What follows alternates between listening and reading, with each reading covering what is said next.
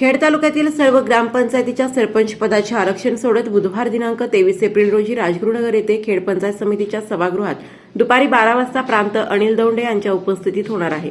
सर्व गावातील ग्रामपंचायत पुढाऱ्यांचे या आरक्षण सोडतीकडे लक्ष लागले आहे।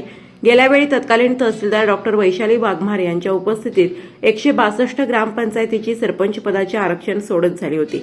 ते आरक्षण रद्द होऊन पुन्हा 20 जानेवारी 2021 मध्ये या सरपंच पदाचे फेर आरक्षण सोडत काढून अंतिम करण्यात आली होती।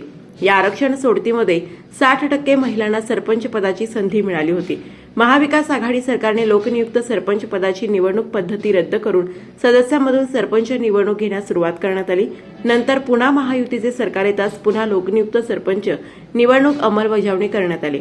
सध्या महायुतीचे सरकार राज्यात सत्तेत असल्यामुळे लोकनियुक्त सरपंच पदाची निवडणुका पुढील काळात होणार असल्यामुळे खेड तालुक्यातील सरपंच पदाचे आरक्षणाकडे राजकीय क्षेत्रातील कार्यरत असणाऱ्या मंडळीचे याकडे लक्ष लागले आहे।